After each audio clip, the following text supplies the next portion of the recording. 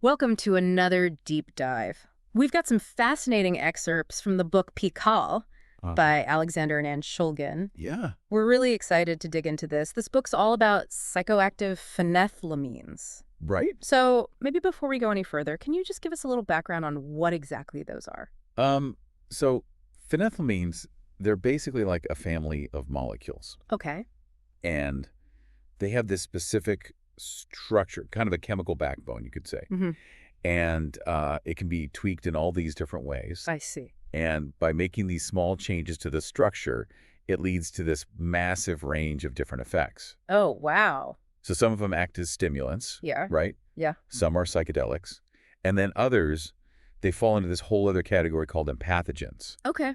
which, they're the ones that are known for fostering feelings of connection and empathy. Right. You might already be familiar with the naturally occurring phenethylamine, mescaline, Yeah, I've heard of that. which is found in peyote. Okay, so we're dealing with some pretty potent stuff here. Yeah, for sure. And what makes PIHKAL so interesting is that it's not just some boring textbook.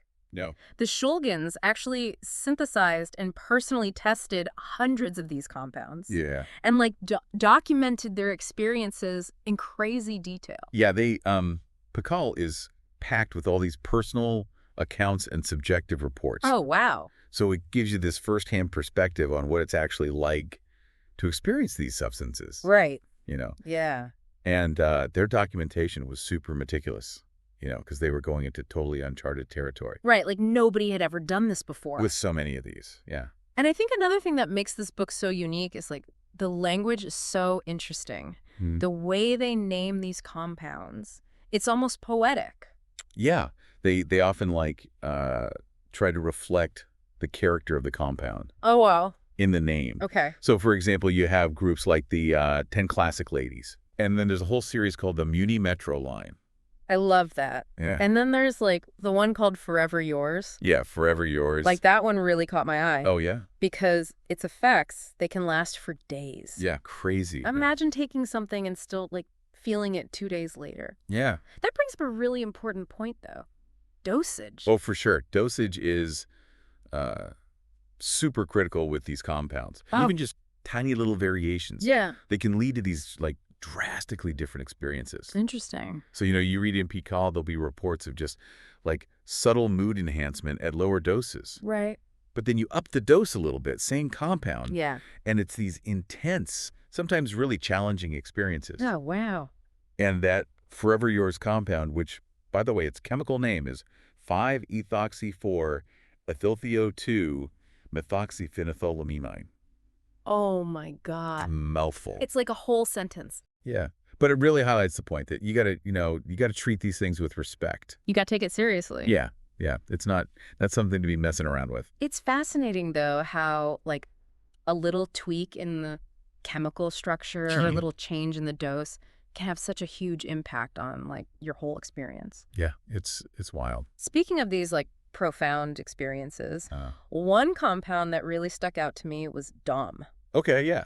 which is also known as STP. Right. Yeah. STP.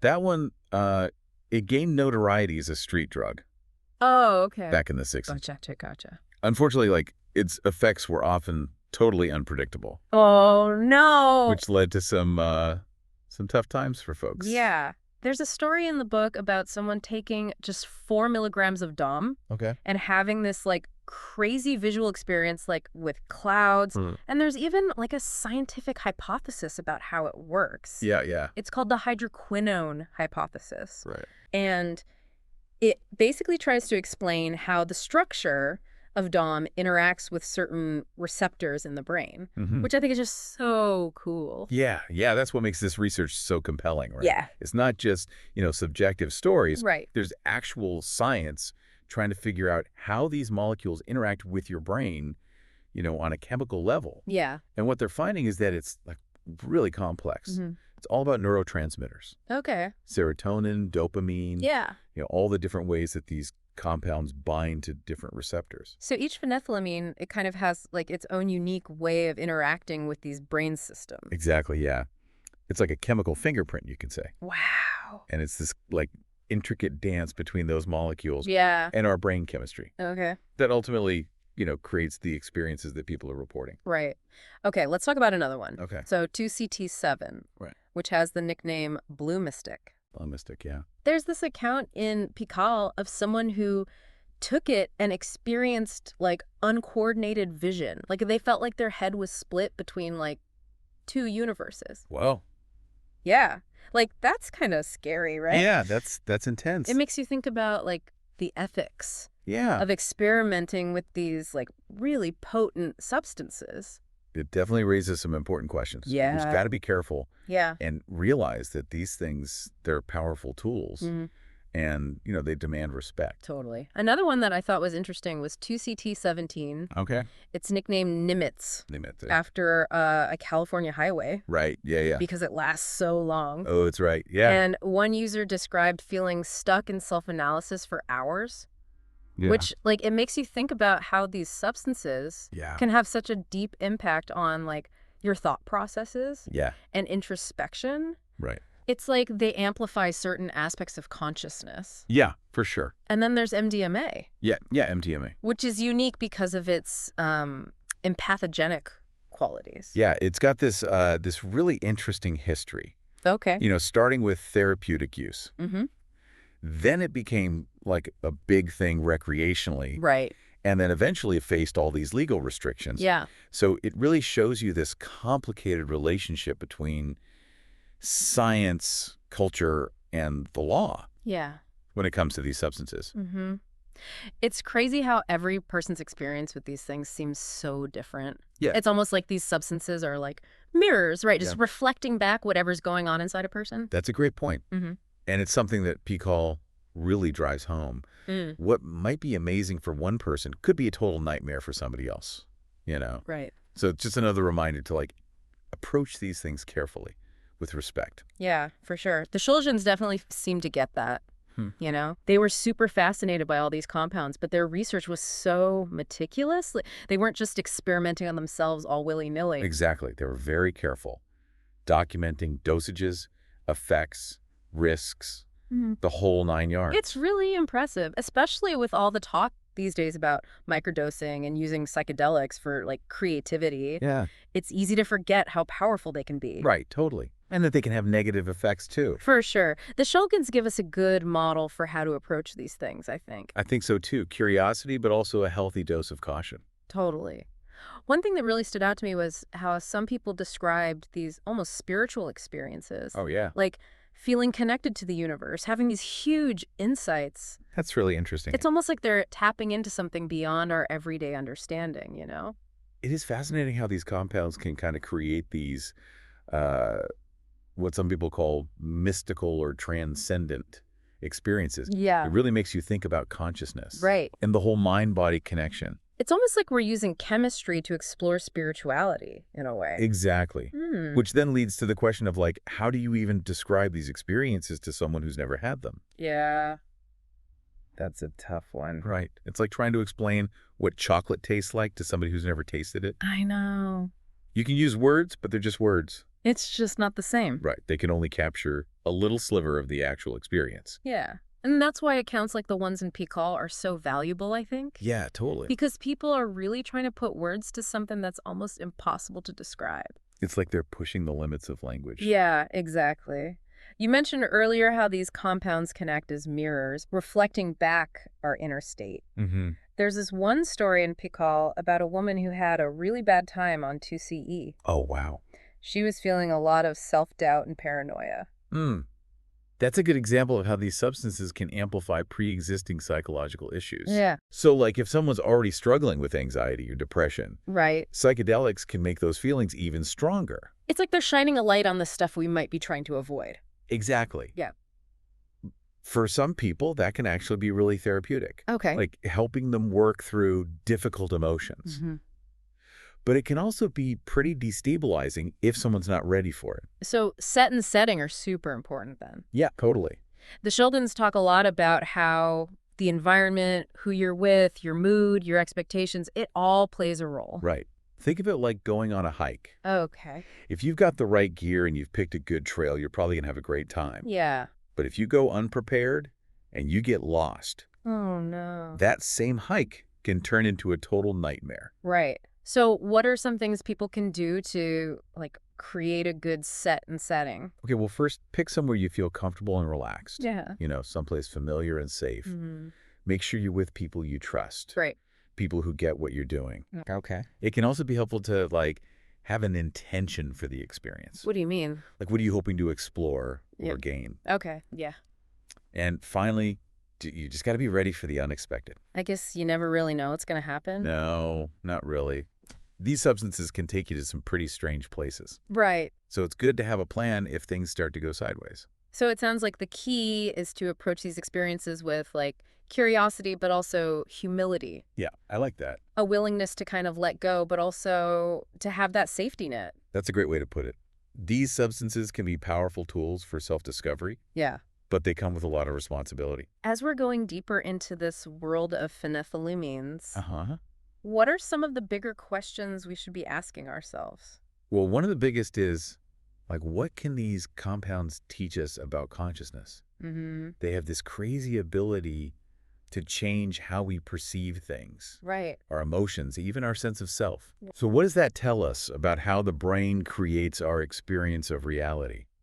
It's almost like we're peeking inside the brain, right? Okay. With these substances. Like cracking open the black box of the mind. I like that. What other big questions are out there? Well, we're seeing more and more interest in using these compounds therapeutically. Right. So we have to ask, like, how can we use their power for healing and personal growth, but also how do we do that safely? Right. How do we balance that individual exploration with social responsibility? Exactly. Big question. Yeah, huge. We're at a turning point with these substances, it seems like. Yeah, I think so. We don't want to repeat the mistakes of the past, like Yeah. the whole demonization thing that just drove psychedelics underground. Exactly. But at the same time, we have to be mindful of the risks. Yeah, for sure. I think we need to move beyond that fear and stigma Yeah, I agree. and really try to develop a better understanding of these substances. It's a more nuanced understanding. Yeah, one that recognizes both the potential benefits and the potential for harm. That's going to take open conversations, more research, Yeah. a commitment to responsible use. Totally. Speaking of responsible use, I'm curious about how cultural context plays into all of this. Oh, yeah, that's huge. Mm. Different cultures have different traditions and rituals around these substances, right? Yeah, definitely. And the way we view these things culturally can really shape our expectations and how we understand the experiences. Right. What one culture sees as a sacred medicine, another might see as a dangerous drug. That's a good point. It's like there's no one-size-fits-all approach here. No, not at all. Mm. I think we can learn a lot from indigenous cultures. Yeah. They've been working with these substances for centuries. Mm. Their wisdom can help us approach these things with more respect and understanding. Totally. And we can't forget about art and music. Oh, right, yeah. There's this whole history of artists and musicians using these substances. Yeah, to push creative boundaries. Exactly. Their work can give us this glimpse into the psychedelic world that words can't quite capture. Yeah, art and music can express what's hard to put into words. The feelings, the sensations. Like they're creating a soundtrack for the psychedelic journey. It's not just about individual exploration either, right? No, it can be very social. We're bringing people together. Absolutely. Yeah. It's amazing how these compounds can, like, dissolve boundaries. Yeah. Both within ourselves Mm. and between us and other people. There's this sense of connection. Yeah. Like oneness with the universe. That's really one of the most powerful parts of these experiences. It's like we're seeing the web of energy that connects everything. Yeah, a truly humbling experience. So as we wrap up this second part of our deep dive into PIHKAL, what are some of the key takeaways you'd like to leave our listeners with? Well, I think the most important one is that these compounds are incredibly complex. Yeah. Their effects depend on so many things. Like what? Dosage, the person's psychology, setting, cultural background, it's all connected. They're both fascinating and challenging. They demand a lot of respect and careful thought. Definitely. I think the Shulgins really show us how to approach these substances Yeah. with curiosity, caution, and a real reverence for their power and potential. They were true pioneers. Yeah, absolutely. Opening up all these new avenues of exploration. Helping us to understand this vast and mysterious landscape of the human mind. Wow. It's pretty amazing to think about everything we've talked about in our deep dive into PIHKAL, right? Yeah, it's a lot. I mean, we've explored the chemistry and the personal stories, Mm-hmm. the cultural context. We even touched on like the potential for therapy, right? And the spiritual side of these compounds. It's a lot to take in. It really is, and I think it speaks to just how big this subject is. Yeah. PIHKAL it's more than just a book, I think. Yeah. It's like a window into this whole world of human experience. And a world that we still don't know that much about. Right. Yeah. The Shulgins were like true pioneers, Yeah. going into uncharted territory with every new compound they synthesize. It makes you think about how everyone who takes these substances is kind of taking a journey into the unknown too, right? Yes. Like into the unknown parts of their own consciousness. Yeah. It's a journey of discovery, right? It is. For the researchers and for the people who are experimenting. Yeah, for sure. And like any good journey, it needs a sense of adventure. Definitely. And a willingness to let go of like any ideas you had about reality before. Right. Because these substances, they can really shake up how you understand like who you are and what's even possible. Yeah, it's like you're stepping outside the matrix. You know? You're getting a glimpse behind the curtain. Exactly. And that can be exciting, but also a little scary. Yeah, for sure. So we've talked a lot about like the good stuff, the potential benefits, but we also have to think about the ethics, right? Yeah. I mean, we talked about responsible use, but there's also the whole question of access, right? Like right. Who should be able to use these substances? Yeah. And under what circumstances? That's a big question, and it's becoming even more important as psychedelics become like more mainstream. Yeah. We need to figure out how to make them available for therapy, but also how to manage the risks and make sure people are safe. It's like walking a tightrope. Yeah, it's a tough balance. It seems like finding that balance is going to take a lot of careful thought. Yeah. About the science, the ethics, and the social and cultural context, right? Absolutely. There's no easy answer. Yeah. And it's a conversation that everyone needs to be a part of. Yeah. Researchers, therapists, policymakers, the public. We need all those voices. Yeah. I think we should also think about the history of these substances. I mean, they've been used for spiritual and religious purposes for a long time, right? For centuries. Yeah. And as they become more accepted, we need to make sure that those traditions are respected. Absolutely. And not taken advantage of. I couldn't agree more. We can learn a lot from indigenous cultures, I think. Yeah. They have so much knowledge about how to work with these substances, and we need to listen to them. Yeah. Their perspectives can help us approach these compounds. Yeah. With the humility and respect they deserve. It's a good reminder that these things are more than just, chemicals. Right. They can create these really profound spiritual experiences and connect us to something bigger than ourselves. Yeah. And those experiences can be incredibly powerful. Yeah. They can help people find meaning, heal, and even transform their lives. So as we wrap up this deep dive into PIHKAL and this whole world of phenethylamines, what's the one thing you want to leave our listeners thinking about? I think the most important thing to remember is that these compounds are tools, right? Okay. And like any tool, they can be used in good ways or bad ways. It all depends on how we approach them. Right. With wisdom, responsibility, and a deep understanding of their potential.